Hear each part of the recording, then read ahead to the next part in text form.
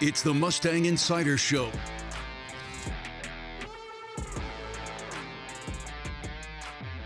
What's going on? You're locked into another edition of the Cal Poly Mustang Insider, where we break down everything Cal Poly athletics. We're getting set to chat with Shanele Stiers, Cal Poly women's basketball head coach, embarking on her first season. The Mustangs opening up a brand new campaign in a brand new era of Cal Poly women's basketball next week. Before we get the show fired up, we'd like to remind you that you can trust that quality care is just around the corner at French Hospital Medical Center, proud supporter of Cal Poly athletics. Learn more at dignityhealth.org/French Hospital.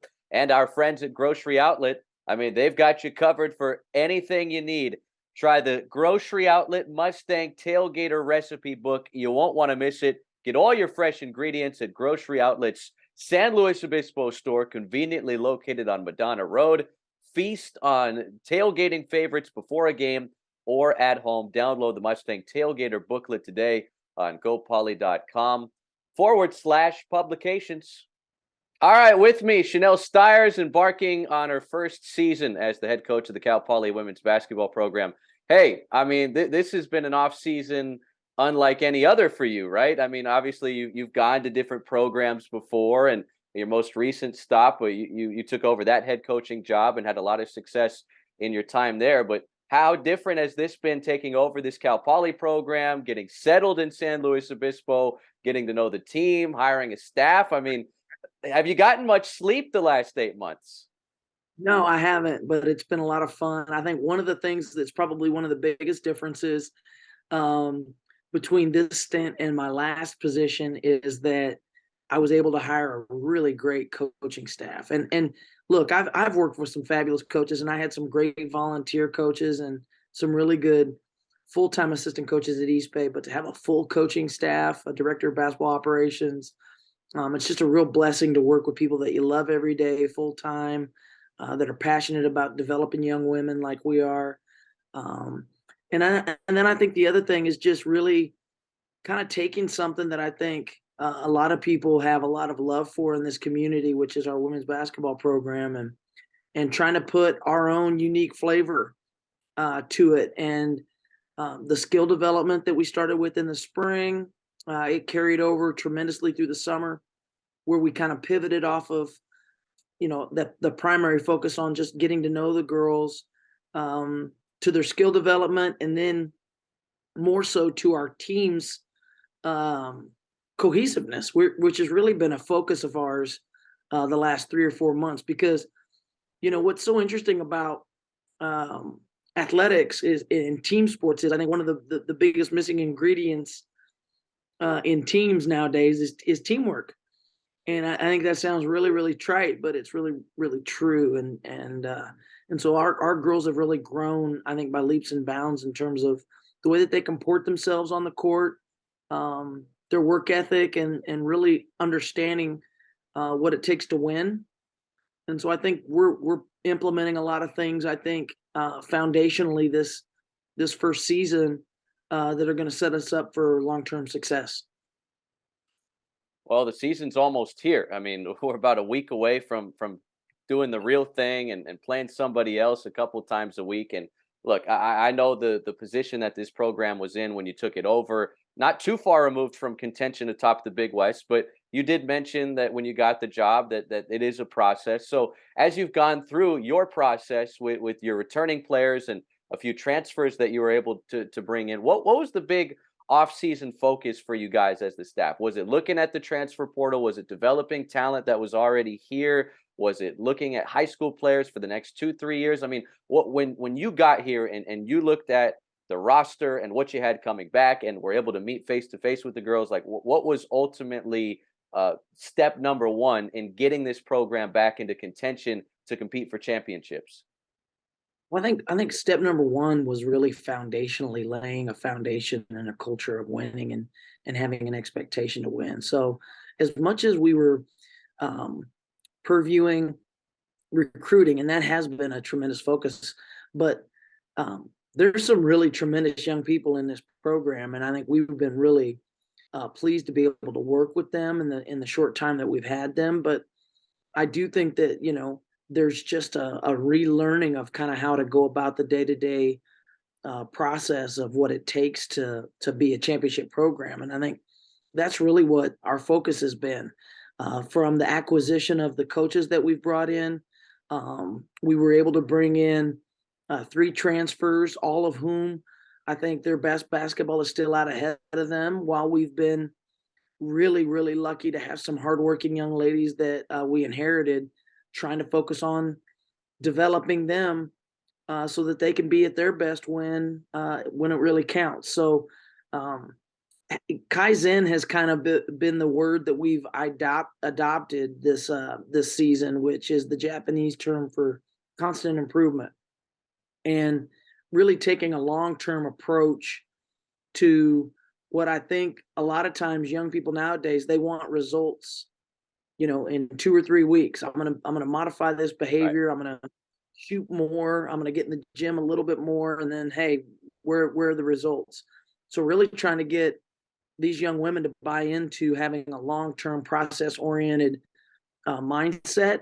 And then our coaches have just really hit the ground running in terms of recruiting, and we're really excited about the young ladies that we're going to be bringing in next fall's freshman class. Oh, there's a lot of ways to build programs in this day and age of college basketball. I mentioned the transfer portal is a way that a lot of programs try a quick fix, right? I mean, why rebuild when you can retool? It's a little different at certain programs compared to others. I think Power Fives, they can almost kind of pick and choose, just put their hand into the portal and grab all their needs and try to make it work on the floor in one off season.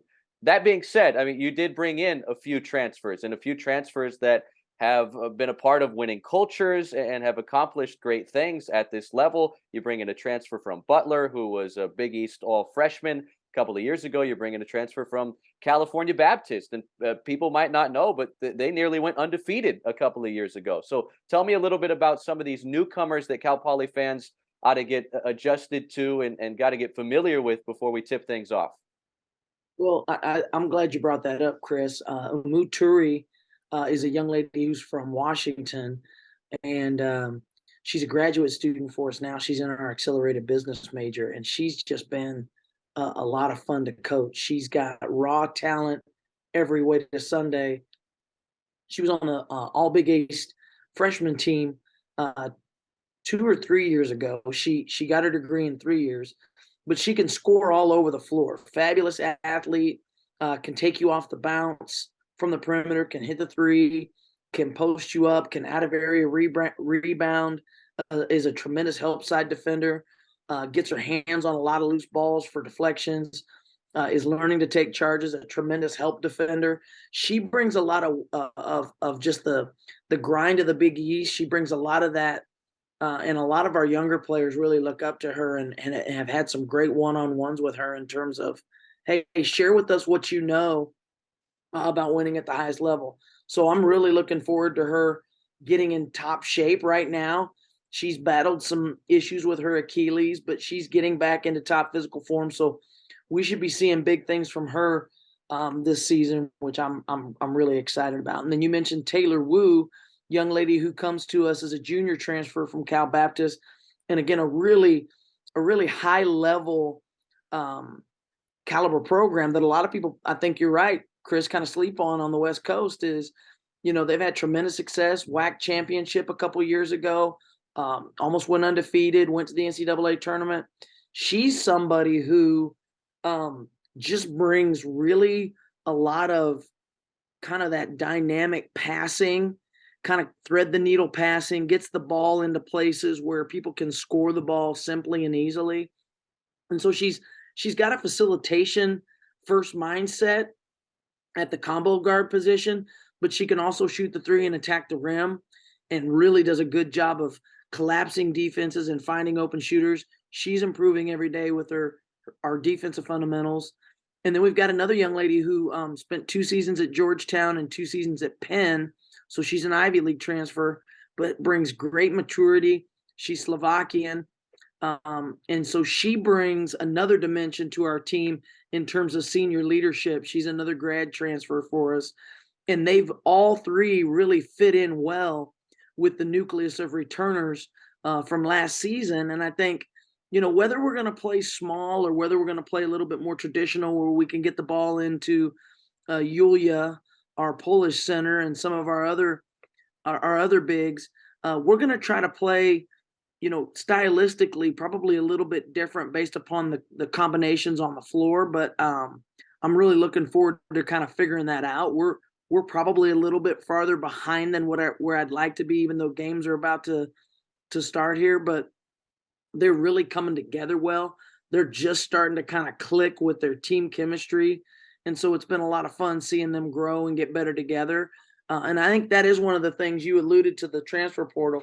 That's one of the blessings and the curse of that is it's always challenging trying to bring new people into it's a little bit like a Rubik's Cube. Like you're trying to figure out the right combination and give people the chemistry. So I think, again, we've talked about this. We just want to continue to keep playing our best basketball. So every time you see us play, every time we take the floor, we want to be better than we were the week before. And, so far they've really showed as a group a great propensity to keep getting better and to build. So I think the future looks really bright for the foundation that we're building.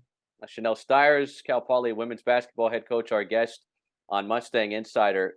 Your team's identities of the past, like where you were the last handful of years and as a Division I assistant, places like San Francisco, San Diego State.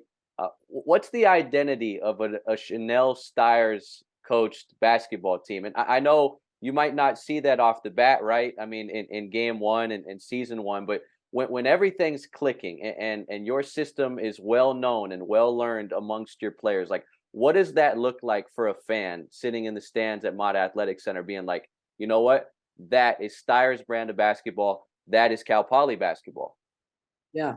Defensively, we're going to play a I got your back mind with I got your back mentality. Like we've really instilled in this group. And what you'll see is we're going to take charges. We're going to dive on the floor for loose balls. We're going to be very gritty, tough, resilient. We're going to contest every shot. We're going to rotate. We're going to make multiple efforts to contest shots, to box out, to rebound, and defend at a championship level.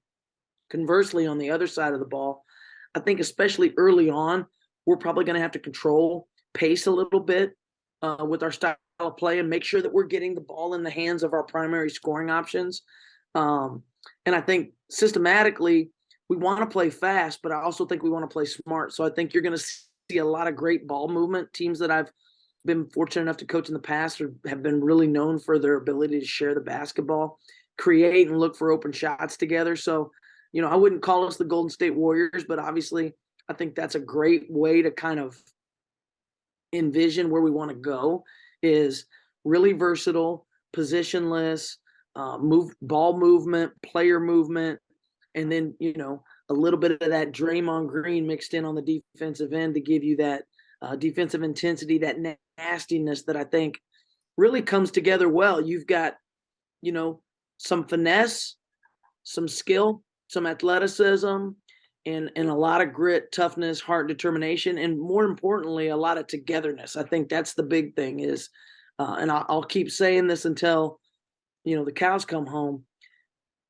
What's missing a lot of times with great teams, great programs, or talented teams and talented program is teamwork. Can we get our team, because at the end of the day, you might have better talent than us, or you might, have these tremendous scores, but how well can you play together? And I think there's real leverage and there's real potential in players that are willing to sacrifice for one another and play team basketball on both ends of the floor. And that's really what I think you're going to see in the future here at Cal Poly. Yeah, and I think chances are most nights, if you're more physical than the other side, who knows if they're going to be ready to bring it. I mean, obviously the top teams in the country, and you're going to see a few of them here before the Big West. And I'm talking about Stanford. I'm talking about UCLA, a program that's consistently been a powerhouse here out West. And then an outlier, and not an outlier among really good teams, but how often do you get a program the caliber and with the resume that South Carolina has? And that's obviously something that fans have been buzzing about since the schedule dropped a few weeks ago. But how did this all come together, Coach? Because this is South Carolina. This is the defending national champions, the preseason number one. And in a lot of ways, and this is not a slight on Gino and UConn, but in a lot of ways, the last handful of years, you could argue that they have been the premier program in women's college basketball. Well, I think that, I was fortunate enough to work with Coach Fred Shamil, good friend of mine at San Diego State. He had worked with Don Staley previously at Temple, and him and I go way, way back. I was fortunate enough to play against Don in the ABL and in the WNBA. And so this summer, we were trying to finalize our schedule. I sat with him in a recruiting event, and we kind of started comparing notes. They needed another game on their Stanford road swing. And, I had been talking to Academy of Art about potentially canceling our game and bumping it to the following season. And when I realized that South Carolina would be interested in coming to Mott, obviously we moved the Academy of Art game to the following season. And, I just thought it was too good of an opportunity to pass on. Number one, anytime you want to be the best, I think you got to play against the best. And I think you're 100% right, Chris. Like, they've really become the gold standard of the sport. And I think, they've got the defending player of the year in Aaliyah Boston coming in, and to be able to expose, I think, Mott and San Luis Obispo and our community and the Cal Poly community to a premier program and really show them where we want to be as a program. It really gives us an opportunity to showcase our program and really show our young women what it takes and what it looks like to be, the best. And that's really what we're interested in. So when it all came together, I felt like it was, people are probably going to look back and go, well, was that the smartest thing to do in year one? And I felt like, we needed to really create a splash and a sensation and a driving force to not only get recruits to campus, but put more eyeballs on our program. Obviously, I think a lot of people are going to be watching that game with great curiosity, and our girls are really looking forward to competing in that game. We've been talking a lot about them, and I just think it's a tremendous opportunity for us to showcase our program, our community, and our university as a whole, and to play on the best stage in the world. And the fact that they're coming here, I think, is just awesome. So we're really looking forward to that. We're excited about competing against them.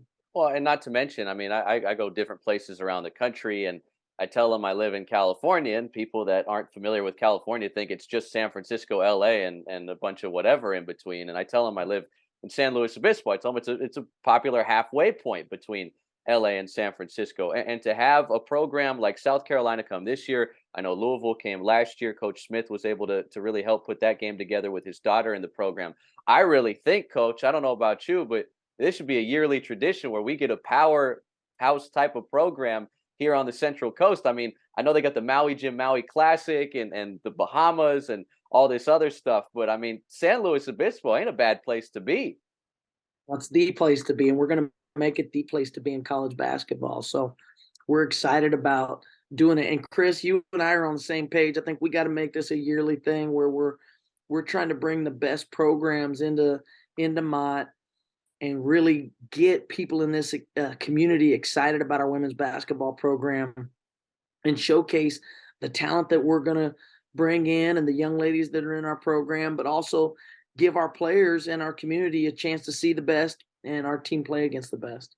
Well, I know you guys are taking a day-by-day approach and focusing on yourselves and trying to make those individual improvements here before we start the season. But you look at the Big West Conference, and obviously you're familiar with not only coaches and players in this conference, but kind of their schemes and their styles and their tendencies. Where do you feel like your group stacks up against what we're going to see come conference play? Well, I think there's a couple of ways to look at it. I think obviously based upon where we finished last season, I think that probably, across the board, there's probably not a lot expected of our group. I think that it's an exciting place to be because I think that's usually when you do your best work, is when your back's up against the wall a little bit. I think that we have the opportunity to kind of sneak up on some folks and catch some people napping. I think that's kind of been the approach and the mindset as we've talked to the young ladies all fall about our preparation and how we want to continue to build and keep getting better month by month by month, so that by the time February rolls around, we've really got something brewing, and that we're playing our best basketball at that time. But like we talked about at the beginning of the show, Chris, like it's challenging to get in year one all the ducks in a row and be operating on all cylinders, I think, in late October. So I think that's the thing that we've got to stay committed to, is that day-by-day approach and that Kaizen approach, like I alluded to earlier, where our focus is just, can we get better? Can we get better? Can we get better? And then once we put it together and we've got some chemistry going, because we're gonna learn a lot from our preseason schedule. Let's be honest, Chris, you just talked about it. We're gonna be challenged. We're gonna be challenged early, and we're gonna be challenged often. And I think, iron sharpens iron. And so I think any chance that you get to play in a lot of meaningful games in the preseason, those things really help you play against a really, really strong Big West field. But I also think that you can look across the conference, and you can say, well, a lot of these teams that have kind of positioned themselves at the top of the league have lost a considerable amount of talent due to either graduation or the transfer portal, like you alluded to earlier.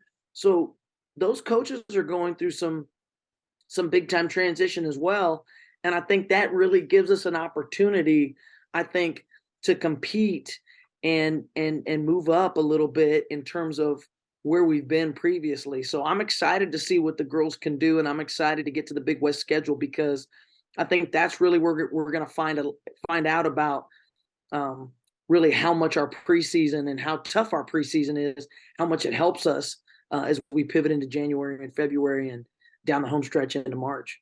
Well, we're fired up for another college basketball season and the start of a new era with Cal Poly women's basketball. As Shanele Stiers, the head coach, joins us on Mustang Insider. First look at the new Mustangs. It's an exhibition on Friday, November 4th. UC Santa Cruz, the Banana Slugs, will come down to San Luis Obispo. That's a 2:00 tip on Friday, November 4th. Admission is free, so come get a good preseason look at Cal Poly. And then the real thing starts with a big test off the bat down at Poly Pavilion. You go to UCLA Monday, November 7th. That's a 5:30 tip in Westwood. And then the home opener, the real thing, will be have some brunch with us, why don't you? Thursday, November 10th, 11 a.m. tip as Simpson comes to town from Northern California. That'll be the home opener, and that's sandwiched in between the two Pac-12 games that you have at the front end of the schedule. So a great chance to see Cal Poly with the exhibition against UC Santa Cruz on the 4th at 2:00, and then the regular season home opener on the 10th at 11 a.m. We'll have you covered on ESPN Plus if you can't make it. But Coach, I'm fired up, looking forward to working with you all season long, and looking forward to flipping the switch here with Cal Poly women's basketball and getting this program back to the top of the Big West. Yes, sir. Chris, it's always good to be with you, and, Mustang Nation, come out and support. We're just excited to be here, and the girls have been working really hard, and we can't wait to get on the floor and compete. Go Mustangs. Go Mustangs. Thanks for your time, Coach. All right. Thank you, Coach. All right. This has been the Mustang Insider Show. The preceding has been a Learfield's presentation on the Cal Poly Sports Network.